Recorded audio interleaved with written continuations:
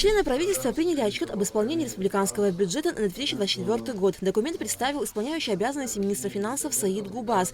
Исполнение государственного бюджета по доходам составило 15,7 миллиардов рублей, по расходам 16,2 миллиарда рублей. Дефицит 530 миллионов рублей. Финансовая помощь Российской Федерации 3,7 миллиардов рублей. Собственные доходы за 2024 год составили 12 миллиардов рублей, что на 2,2 миллиарда рублей больше, чем в 2023 году. Исполнение республиканского бюджета за прошедший год составил 11,6 миллиардов рублей. Объем поступлений собственных доходов 7,9 миллиардов рублей.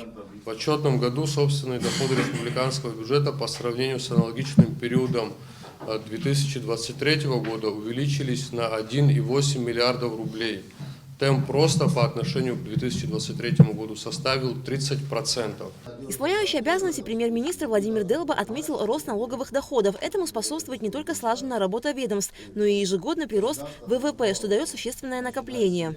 Несмотря на уровень инфляции, несмотря на покупательную способность, все равно рост доходов имеет достаточно устойчивую тенденцию. Если, к примеру, мы год к году, вот там, собственные 33, потом общие 33, собственные там 22%, текущий год тоже нагружен большим бюджетным заданием, вот, и очень рассчитываем на то, что его исполнение будет успешным. А новые доходы нам позволят принимать важные решения, которые, еще раз повторюсь, будут способствовать общему развитию в нашей стране. Кабмин принял постановление об утверждении порядка формирования и применения ставок сборов в аэропортах. Речь идет о введении сбора за аэронавигационное обслуживание на маршрутах обслуживания воздушного движения. Кроме того, члены правительства утвердили ведомственную краткосрочную целевую программу поддержки малого и среднего предпринимательства на 2025 год. Документ представила исполняющая обязанности министра экономики Кристина Озган.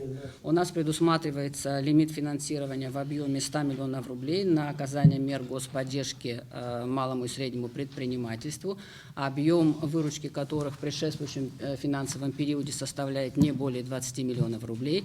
Это могут быть юридические лица и индивидуальные предприниматели, зарегистрированные в соответствии с законодательством Республики Абхазия, не имеющие задолженность перед бюджетом и не имеющие задолженность за коммунальные услуги.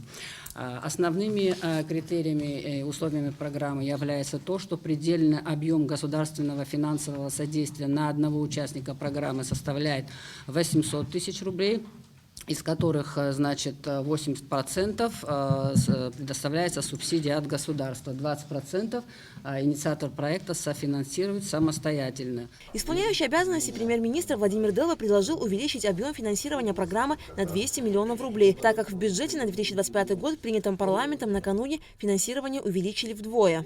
В основных принципах реализации этой программы установлено, что важность и приоритетность должно быть отдана тем предпринимателям, которые осуществляют предпринимательскую деятельность в административно-территориальных единицах с невысоким уровнем развития социально-экономического развития. Я так полагаю, на это, наверное, стоит обратить внимание, об этом речь шла и вчера в парламенте, поэтому тоже прошу, значит, особо тщательно к этому подойти.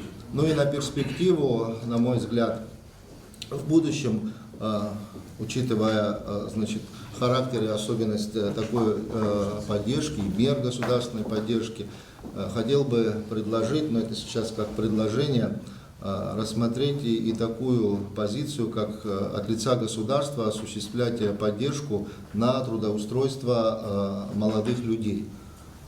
Причем в форме, такой же форме, как и реализуется программа, в форме субсидирования, чтобы вовлечь в различные сферы, значит, в различные отрасли экономики молодых людей.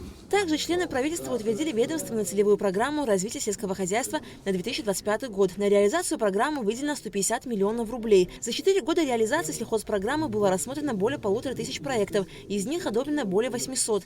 Члены правительства поинтересовались у Беслана Джопа о судьбе Чинореченского форелевого хозяйства. Форелевое хозяйство было передано в 2023 году в аренду абхазскому предприятию форелевых. Там условия договора, конечно, немного запаздывают в связи с тем, что были и вот последние политические кризисные ситуации, но тем не менее форелевое хозяйство подлежит восстановлению в том смысле, что они должны были освободить все эти пруды и начать реконструкцию. Начали с того, что вот это предприятие сегодня провела инфраструктурные работы, то есть провели асфальт, отремонтировали ограду, восстановили некоторые административные здания. И если там работало 12 человек, которые получали независимо от, в зависимости от деятельности, от 10 до 15 тысяч, сегодня работают, если память не изменяет, до 22 человек постоянно работы, которые получают более 30 тысяч рублей заработной платы. Наши граждане? Наши граждане, все, конечно. Но мы ведем переговоры практически на контакте, обещают дальше возобновить восстановление этого хозяйства. Сказать, что она действительно заброшена, это, если пруды освобождают для того, чтобы их реконструировать, там их 5 участков, практически это первый основной участок, где у нас форель находилась, остальные пруды, остальные участки, они намного более запущенные, заросшие, там нужны большие вливания, и обещают это тоже восстанавливать. Но на сегодняшний день арендаторы немного запаздывают со своими обязательствами, но тем не менее работы ведутся и коллектив работает. Кабинет министров утвердил отчет о выполнении государственной программы «Жилище 2023-2025». На ее реализацию было выделено 180 миллионов рублей, по 60 на каждый год. В прошлом году было рассмотрено 88 заявлений, 62 из них одобрено. Из 62 семей, получивших статус участника программы, 32 уже приобрели жилье. Программу жилища могут продлить еще на 3 года. С такой инициативой правительство обратится к главе государства, сообщил Владимир Делба. Также Кабинет министров утвердил отчет о реализации межведомственной целевой программы за 2024 год развития демографии, сумма финансирования которой более 112 миллионов рублей. Правительство утвердило ведомственную целевую программу на 2025 год медицинской реабилитации инвалидов Отечественной войны народа Абхазии. Реализация программы осуществляется на базе подведомственной Министерства здравоохранения Республики Абхазия, Республиканского реабилитационного центра РРЦ, расположенного в городе Гагра. Некоторые граждане, тяжело больные, инвалиды первой группы, постоянно находятся на территории центра и получают медицинские услуги.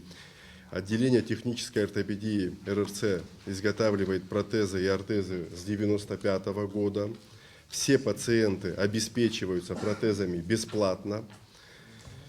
Для улучшения качества жизни и полноценной интеграции в социальную сферу с 2012 года на средства, выделенные правительством, приобретаются у компании Отто Бок протезы и комплектующие. На 2025 год объем финансирования в республиканском бюджете предусмотрен в размере 6 миллионов рублей. Кабмин также утвердил ведомственную целевую программу на 2025 год по обеспечению лекарственными средствами и медицинскими изделиями беременных, рожениц и родильниц в условиях пребывания в стационарах государственных медучреждений. На реализацию программы предусмотрено 11,5 миллионов рублей. Также была утверждена программа по оказанию химиотерапевтической помощи больным со злокачественными новообразованиями. На ее реализацию в этом году предусмотрено 74,5 миллионов рублей. Кабмин утвердил правила определения таможенной стоимости товаров, вывозимых с таможенной территории Абхазии. Таможенная стоимость товаров определяется в целях исчисления вывозных таможенных пошлин. В положении в данных правилах существует 6 методов определения таможенной стоимости, то есть это облегчает возможность и для участников внешнеэкономической деятельности, и для, естественно, для сотрудников Государственного таможенного комитета, то есть выбор для определения таможенной стоимости, что в итоге приводит к правильному и грамотному исчислению вывозных таможенных пошлин. Там очень много позиций, которые претерпели изменения и в сторону уменьшения. И есть достаточно большой перечень номенклатурных позиций, которые обнулились. Ну и, разумеется, есть те, которые пошли в рост. Поэтому очень предметно, внимательно надо изучить, чтобы у нас сохранился этот баланс.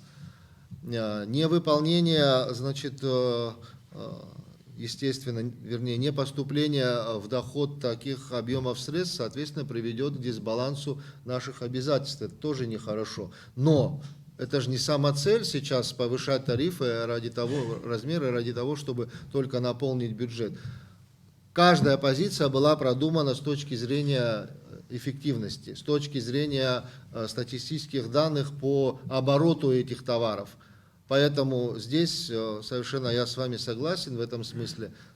Надо посмотреть, что конкретно, какие группы товаров и внутри этой группы товаров, какие позиции сильно усугубили предпринимательскую деятельность. Члены правительства также установили предельную численность работников министерств и ведомств. Кроме того, будет реализован тематический план госзаказа на издание художественной и иной литературы Абхазским государственным издательством. Алика Трапш, Алексей Гухава, Абхазское телевидение.